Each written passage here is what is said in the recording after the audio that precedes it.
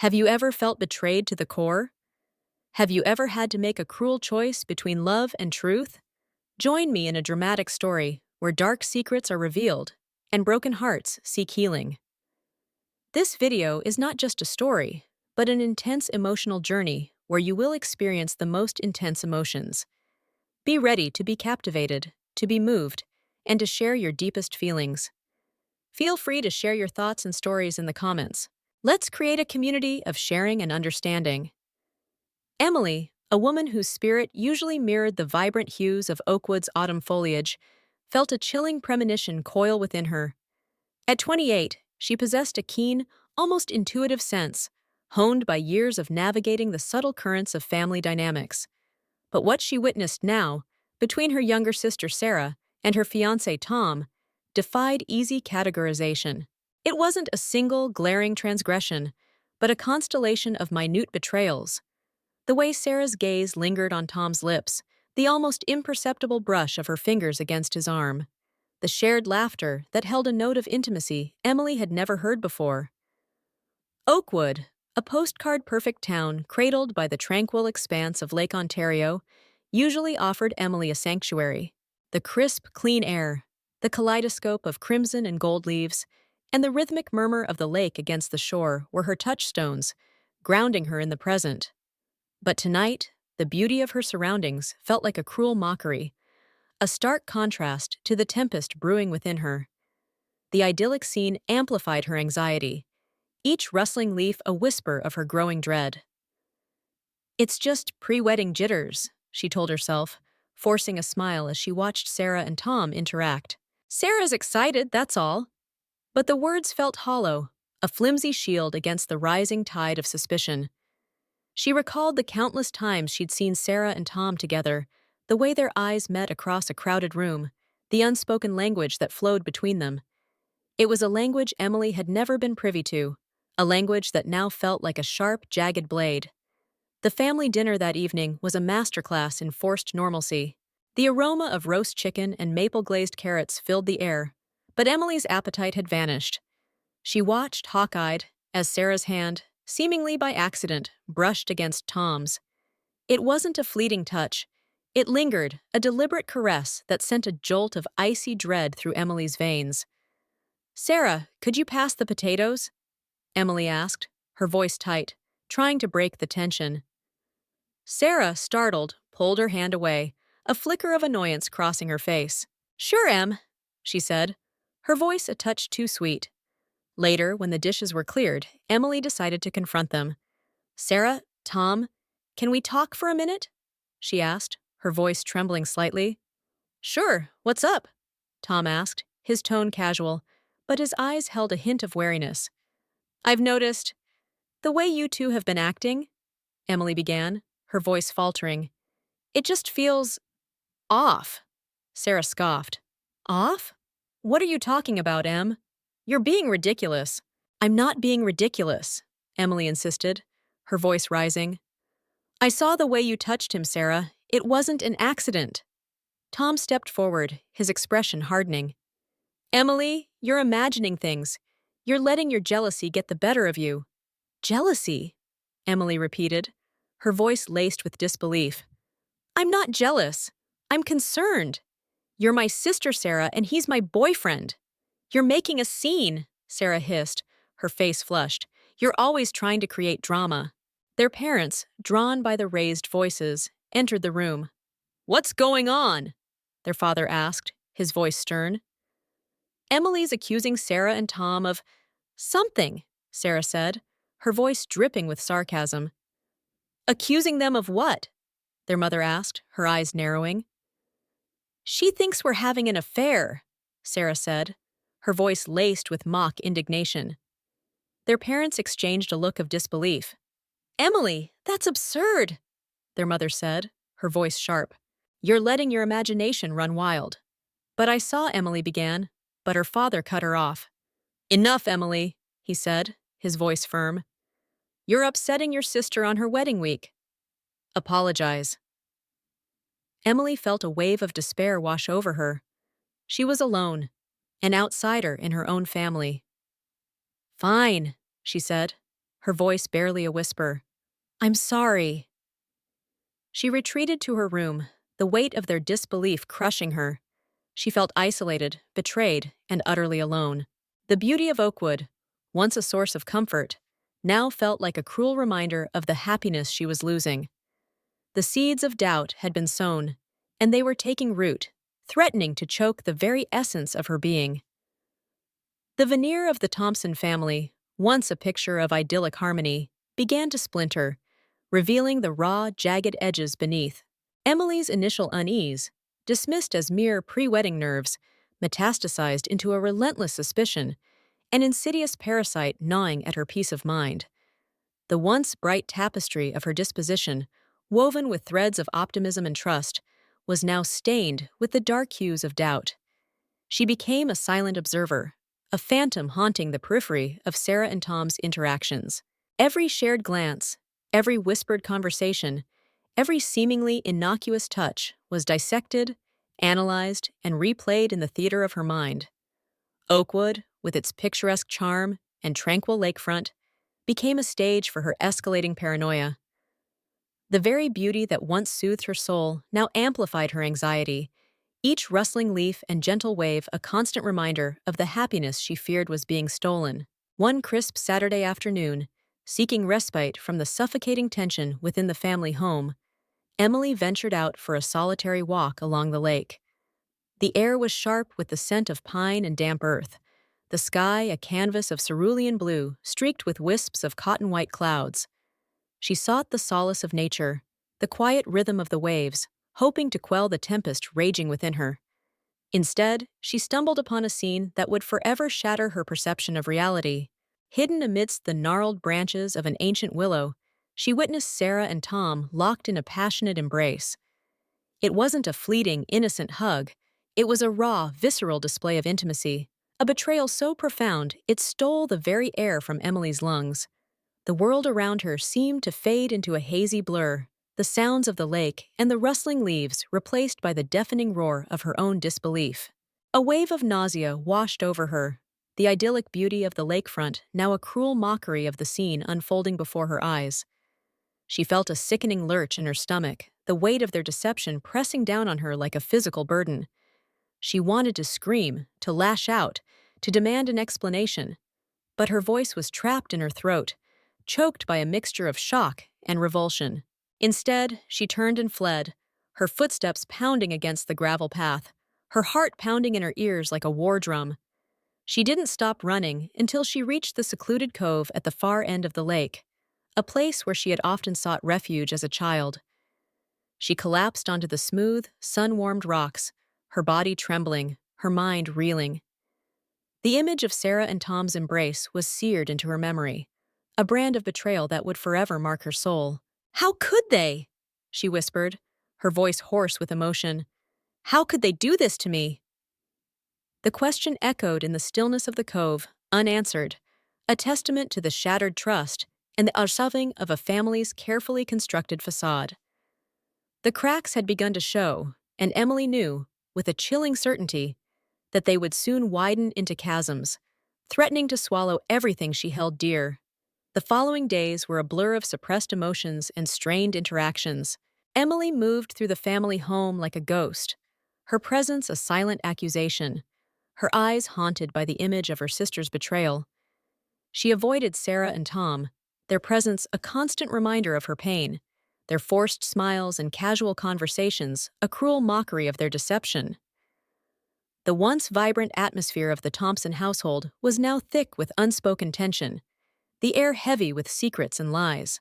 Emily's parents, oblivious to the true nature of the discord, attributed her withdrawal to pre-wedding stress, their well-meaning attempts to alleviate her anxiety only serving to deepen her sense of isolation. "Emily, you need to relax," her mother said, her voice laced with concern. "You're going to make yourself sick with all this worrying." "I'm fine, Mom," Emily replied, her voice flat, her eyes fixed on the distant horizon. "You don't seem fine," her father interjected, his voice firm. "You're acting like you're carrying the weight of the world on your shoulders." "Maybe I am," Emily retorted, her voice laced with bitterness. "Maybe I'm the only one who sees what's really going on." Her parents exchanged a look of bewildered concern, their inability to comprehend the depth of her pain only serving to widen the chasm between them.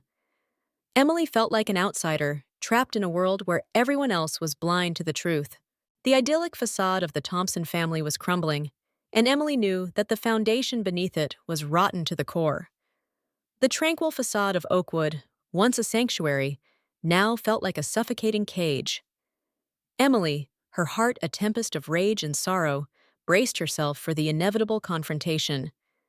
The image of Sarah and Tom's illicit embrace was seared into her mind, a constant, agonizing reminder of their treachery.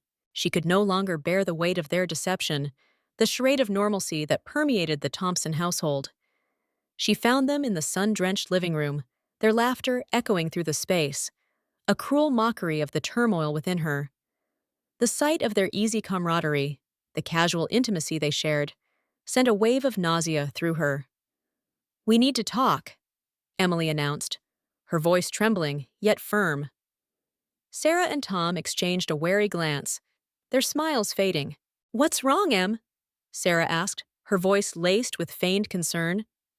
"Don't play innocent," Emily retorted, her voice sharp. I saw you! I saw you both at the lake!" The air in the room crackled with tension.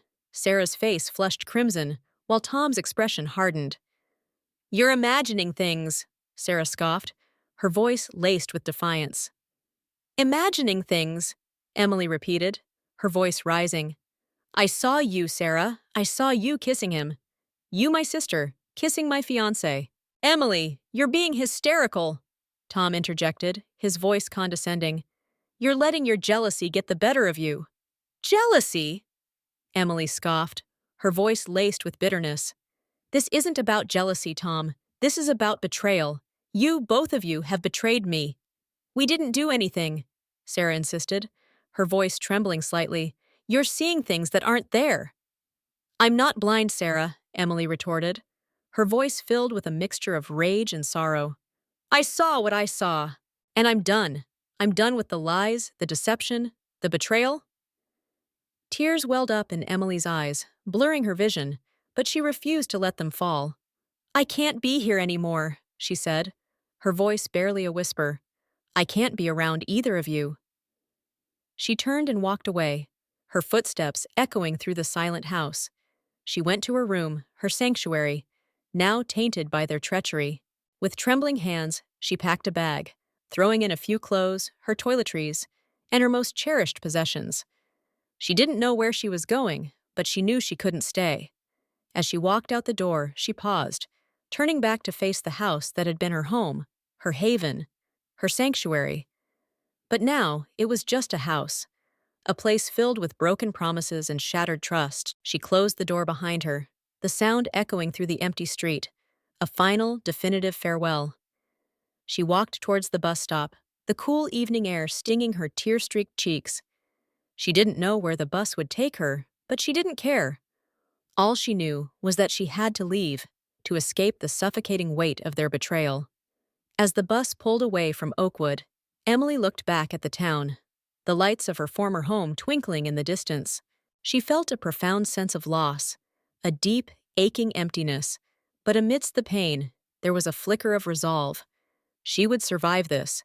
She would rebuild her life, even if it meant doing it alone. The betrayal had shattered her world, but it would not break her spirit. The relentless hum of Toronto, a city usually pulsating with life and energy, now echoed Emily's inner desolation. The small, sterile apartment she'd found, a temporary refuge in the heart of the city, felt less like a sanctuary and more like a concrete tomb. The vibrant tapestry of urban life, the cacophony of street performers, the kaleidoscope of diverse faces, once a source of fascination, now felt overwhelming, a stark contrast to the emptiness that gnawed at her soul. She was haunted, relentlessly, by the spectral image of Sarah and Tom's embrace, the betrayal replaying in her mind's eye like a broken record, a twisted loop of betrayal. Sleep offered no escape, only a relentless replay of the scene, each detail etched deeper into her consciousness. The city lights, usually a comforting glow, now cast long, menacing shadows, amplifying her sense of isolation. Days blurred into nights, each marked by a monotonous cycle of despair. Emily found herself trapped in a vortex of grief, unable to break free from the suffocating weight of her emotions. The apartment became her prison, the city her silent witness to her suffering. She'd stare out the window, watching the ceaseless flow of traffic, the anonymous faces passing below, each a reminder of the life she'd lost, the family she'd shattered. The sounds of the city, the distant sirens, the rumble of the subway, the chatter of passers-by, became a constant, grating soundtrack to her misery. The thought of confiding in Mark, of exposing Sarah and Tom's treachery, flickered in her mind like a fragile flame. But the fear of disbelief, of being labeled the hysterical sister, held her captive. What if no one believed her? What if they dismissed her as the jealous sibling, driven by spite? The thought of facing their skepticism, their judgment, was almost as unbearable as the betrayal itself. "Who would believe me?" she whispered to herself, her voice hoarse from disuse. "They'll think I'm crazy." She imagined the scene. Mark's disbelief, Sarah's practiced tears, Tom's practiced charm. She could almost hear their voices, their accusations, their dismissive laughter. The thought of facing their united front, their unwavering denial, sent a shiver of dread down her spine. She felt like she was trapped in a nightmare, a surreal landscape where reality was distorted, where trust was a phantom, and where betrayal was the only constant. The city, with its anonymity and its indifference, became a reflection of her inner turmoil, a vast, empty space where she was utterly alone. One evening, as the city lights began to twinkle against the darkening sky, Emily found herself drawn to the window, her gaze fixed on the distant CN Tower, its silhouette a stark reminder of the city's towering presence. She felt a surge of anger, a raw, visceral rage against the injustice of her situation. "They can't get away with this," she muttered, her voice trembling with a newfound resolve. "They can't just destroy my life and walk away." The anger, though painful, was a welcome distraction from the suffocating weight of her grief. It was a spark of defiance, a flicker of hope in the darkness. She knew she couldn't stay trapped in this cycle of despair. She had to do something. She had to find a way to break free from the nightmare that had become her reality. The sterile confines of her Toronto apartment, once a refuge from the storm of betrayal, had become a battleground for Emily's conscience. Days of agonizing deliberation had stretched into an eternity, each moment punctuated by the relentless echo of her sister's treachery. The image of Sarah and Tom's intertwined bodies, a grotesque tableau of deceit, haunted her waking hours and invaded her dreams, leaving her frayed and exhausted. She paced the small living room, her footsteps a rhythmic counterpoint to the city's relentless hum. The weight of her secret, the burden of knowledge, pressed down on her like a physical force, threatening to crush her spirit. She owed it to Mark, to herself, to expose the deception that threatened to shatter their lives. "I can't let them do this," she whispered, her voice hoarse from disuse. "I won't let them get away with it." The fear of disbelief, the dread of being labeled the hysterical sister, still lingered, but it was overshadowed by a burning sense of injustice. She had to tell Mark the truth, regardless of the consequences. She owed him the chance to make an informed decision, to choose his own path. She picked up her phone, her fingers trembling as she dialed Mark's number. The sound of the ringing tone echoed through the empty apartment, each ring a hammer blow against her resolve. "Hello!" Mark's voice, warm and familiar, sent a pang of guilt through Emily's heart. "Mark, it's Emily," she said, her voice barely a whisper. "Emily? What's wrong? You sound upset." "We need to talk," she said, her voice trembling slightly. "Can we meet? Somewhere private?" "Of course," Mark said, his voice laced with concern. "Where and when?" They agreed to meet at a quiet cafe near the lakefront, a place where they had shared many happy memories. As Emily hung up the phone, she felt a sense of both dread and relief. The decision had been made, the die had been cast. At the cafe, Mark's eyes were filled with concern. "Emily, what's going on? You're scaring me." Emily took a deep breath, her gaze locking with his. "Mark, I have something to tell you, something that will change everything." She recounted the events of the past few weeks, the subtle glances, the lingering touches, the growing unease that had gnawed at her soul. She described the scene at the lake, the raw, visceral intimacy of Sarah and Tom's embrace. As she spoke, Mark's expression shifted from concern to disbelief, then to a dawning horror. He listened in stunned silence, his eyes wide with disbelief. When she finished, Emily pulled out her phone, displaying the photos she had secretly taken, the irrefutable evidence of their betrayal. Mark stared at the images, his face ashen, his hands trembling. "This can't be real," he stammered, his voice barely a whisper. "I wish it wasn't," Emily said, her voice filled with sorrow. "But it is." Mark stared at the photos, his eyes filled with a mixture of disbelief and pain. He looked up at Emily, his expression a mask of anguish. "How could they?" he whispered, his voice broken. "How could they do this to me?" Emily reached across the table, placing her hand over his. "I don't know, Mark," she said, her voice filled with compassion. "But I know you deserve to know the truth." Mark pulled his hand away, his gaze fixed on the photos. "I need some time," he said, his voice hollow. "I need to think." He stood up, his movements stiff and mechanical. "Thank you, Emily," he said, his voice barely audible, "for telling me." He turned and walked away, his figure silhouetted against the setting sun. Emily watched him go, her heart aching for his pain, but also filled with a sense of grim satisfaction. The truth had been revealed, and the consequences, whatever they may be, were now set in motion. The grand hall of the Oakwood Country Club, usually a haven of understated elegance, had been transformed into a spectacle of bridal extravagance. Floral arrangements, bursting with pastel hues, lined the aisle, their delicate fragrance mingling with the sweet scent of anticipation. Soft, diffused light bathed the room, casting a warm glow over the assembled guests, their faces alight with expectation. Sarah, radiant in her pristine white gown, stood at the altar, her eyes sparkling with a mixture of excitement and nervous energy. Her smile, usually so genuine, now seemed strained, a thin veneer masking the turmoil beneath. Mark, standing beside her, looked pale and drawn, his gaze distant, his expression unreadable. Emily watched from the back of the room, her heart pounding in her chest like a war drum. She had agonized over whether to attend, but she knew she couldn't stay away. She had to witness the culmination of the deception, the moment when the truth would be laid bare. The ceremony began, the officiant's voice echoing through the hall, weaving a tapestry of love and commitment. Sarah's smile widened, her eyes fixed on Mark.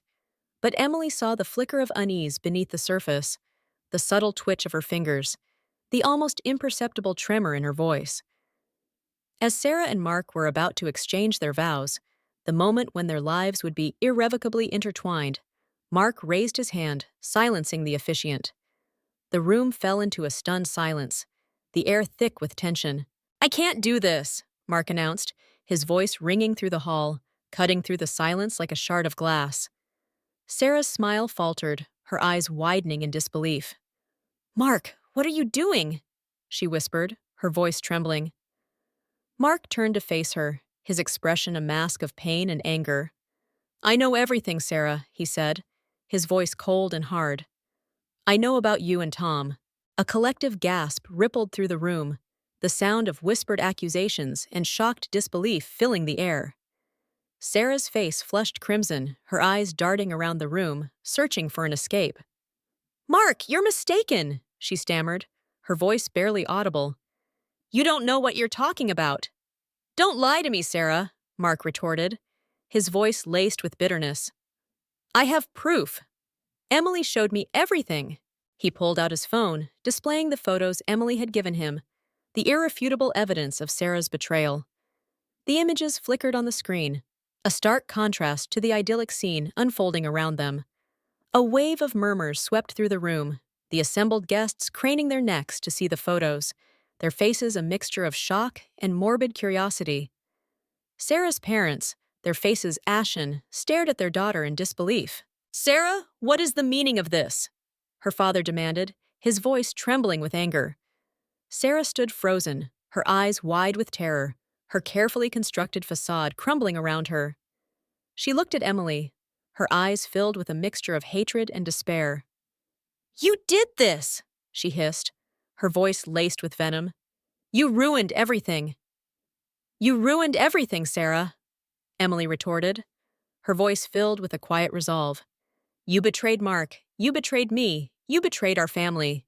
Mark turned back to Sarah, his eyes filled with a mixture of pain and disgust. "I can't marry you, Sarah," he said, his voice hollow. "I can't marry someone who would betray me so callously." He turned and walked away, his footsteps echoing through the stunned silence of the hall. Sarah stood at the altar, her wedding dress a symbol of her shattered dreams, her face a mask of mortification. The silence in the room was deafening. The Oakwood Country Club's grand hall, once a scene of poised elegance, devolved into a maelstrom of shock and disbelief. Mark's words, sharp and decisive, ripped through the veneer of celebration, exposing the raw, ugly truth beneath. A collective gasp rippled through the room, followed by a cacophony of whispers, cries, and shocked exclamations. The air, thick with the scent of floral arrangements and expensive perfume, now crackled with tension, a tangible manifestation of the shattered illusion. Sarah stood at the altar, her white gown now a symbol of her utter humiliation. Her face, moments ago radiant with anticipation, was now ashen, drained of all color. Her eyes, wide with disbelief, darted around the room, searching for a lifeline, an escape from the unfolding nightmare. "No," she whispered, her voice barely audible above the rising din. "This can't be happening." Her parents, their faces masks of stunned disbelief, stared at her as if she were a stranger. They had always prided themselves on their perfect family, their well-behaved daughters, their impeccable reputation. Now, their carefully constructed image was shattered, their pride replaced by a gnawing sense of shame. "Sarah," her mother whispered, her voice trembling, "what have you done?" Her father, his face flushed crimson, stepped forward, his voice a low growl. "Explain yourself, Sarah," he demanded. "Tell us this isn't true." Sarah's carefully constructed defenses crumbled, her practiced denials replaced by a torrent of tears. I don't know what to say," she stammered, her voice choked with sobs. "It just happened. I didn't mean to hurt anyone." "You've hurt everyone, Sarah," Emily said, her voice filled with a quiet resolve. "You've betrayed Mark. You've betrayed me. You've betrayed our family."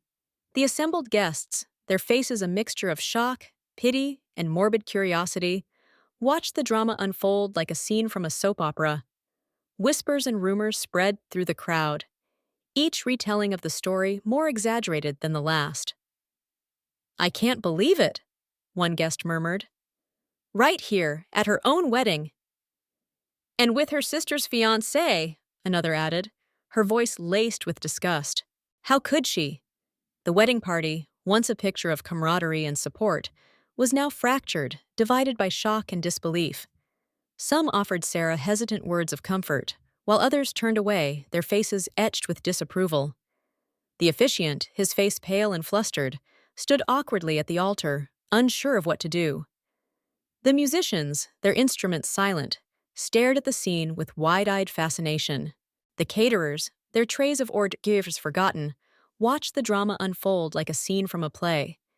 The carefully planned reception, the lavish buffet, the meticulously chosen music, all became irrelevant, overshadowed by the explosive unraveling of the Thompson family.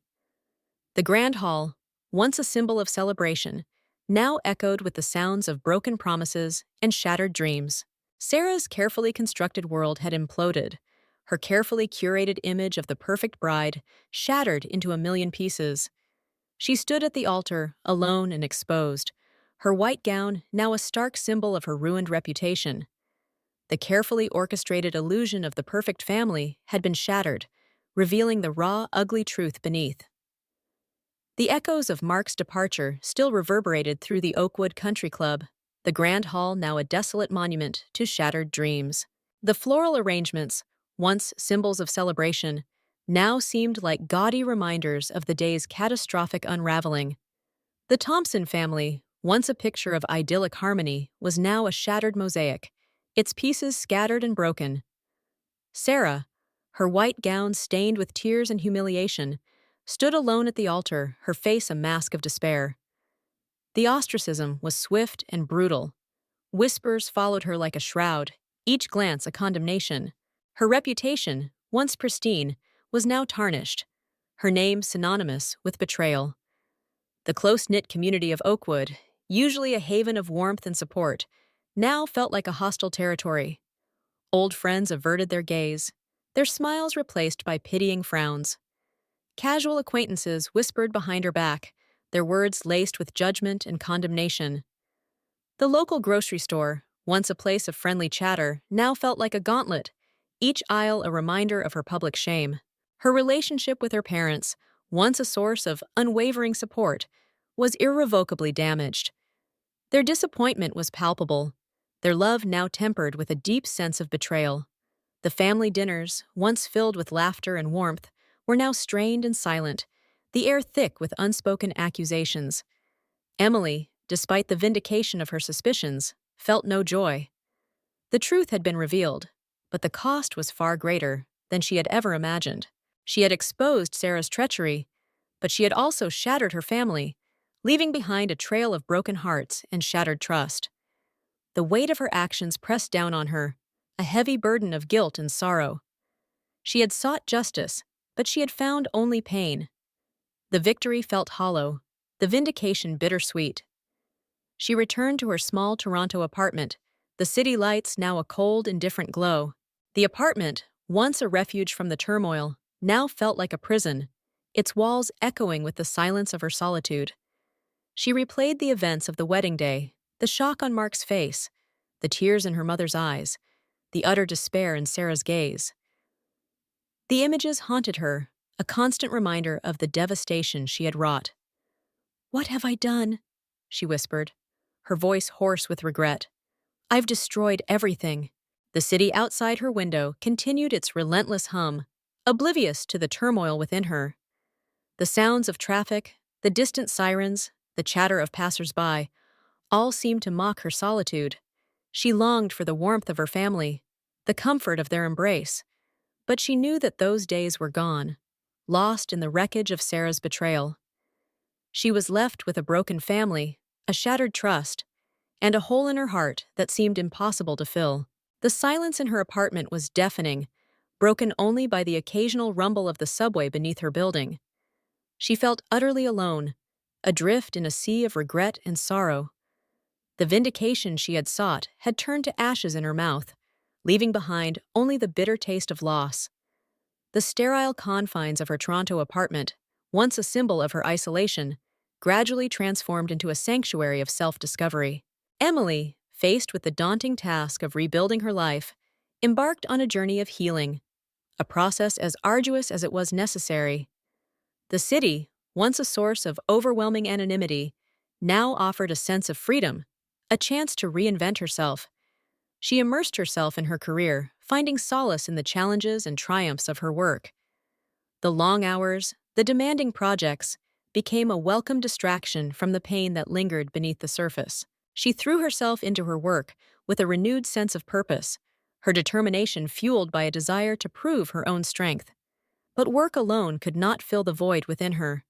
She sought other outlets for her emotions, other avenues for healing. She rediscovered her love for art, a passion she had long neglected. The blank canvases became her confidants, the paints her voice. She poured her emotions onto the canvas, creating vibrant expressions of her inner turmoil, her anger, her sorrow, her resilience. The art became a form of therapy, a way to process the trauma she had endured. Each stroke of the brush, each splash of color, was a step towards healing, a release of the pent-up emotions that threatened to consume her. She found solace in the act of creation, in the ability to transform her pain into something beautiful. She also sought solace in the city itself, exploring its diverse neighborhoods, its vibrant cultural scene. She wandered through art galleries, attended live music performances, and explored the city's many parks and green spaces. She discovered hidden gems, quaint cafes, and bustling markets, each a reminder of the city's vibrant energy. She began to build a life independent of her family's drama, a life defined by her own choices. She surrounded herself with supportive friends, people who accepted her for who she was, who offered her understanding and compassion. She discovered the strength of chosen family, the bonds of friendship that could be just as strong as those of blood. The healing process was not linear. There were setbacks, moments of doubt, and relapses into despair. But with each passing day, Emily felt herself growing stronger, more resilient. She learned to forgive herself for the choices she had made, for the pain she had caused. She realized that she had acted out of a sense of justice, a desire to protect herself and Mark from further betrayal. She began to understand that sometimes the right thing to do is the hardest thing to do. She had exposed Sarah's treachery, not out of malice, but out of a sense of duty, a belief that the truth, however painful, was necessary for healing. She started to see the situation with more clarity, recognizing that Sarah's actions were not a reflection of her own worth. She understood that Sarah's betrayal was a reflection of Sarah's own flaws, her own insecurities. Emily began to feel a sense of peace, a quiet acceptance of the past. She realized that she could not change what had happened, but she could control how she responded to it. She chose to focus on her own healing, her own growth, her own future. She learned to embrace her independence, to cherish her own company. She discovered a strength she never knew she possessed, a resilience that allowed her to rise from the ashes of betrayal. She was like a phoenix, reborn from the flames of adversity, stronger and more determined than ever before. As the seasons changed, so did Emily. She emerged from the darkness, stronger and more resilient. The familiar streets of Toronto were no longer endless corridors, but paths filled with promise. She learned to trust her intuition, to value her worth, and to embrace the new chapter of her life. She realized that family is not just about blood, but about trust and love. Her new friends, kindred spirits, became her second family. Together, they shared joys, sorrows, and simple yet warm moments of everyday life. On weekend afternoons, Emily often walked with her friends along the shores of Lake Ontario, watching the white sails glide gently across the water. Together, they enjoyed delicious food at local restaurants, explored art corners, and participated in community activities. She found joy in simple things, everyday moments. She learned to cherish sincere relationships, friends who were always there to support and love her. Emily also found peace in her work. She devoted herself to art projects. Her paintings became more vivid, colorful, and emotional. She used art to tell stories of healing, of human strength, of hope and rebirth. One autumn evening, when the city lights came on, Emily stood on the balcony of her apartment, watching the twinkling lights of Toronto. She felt a peaceful happiness, a serenity in her soul. She remembered the difficult days of the past, the pain, the loss, but she also remembered the resilience, the strength, and the hope that helped her overcome it all. She realized that, no matter what the past was like, the future was always open. She looked forward, with faith and courage. She knew that no matter what happened, she would always find the strength to get up and move on. "I'll be okay," she whispered, her voice filled with hope. "I'll make a good life for myself." And as the first rays of sunlight streamed through the window, Emily knew that a new dawn had come, bringing with it new beginnings, new opportunities, and a bright future ahead of her.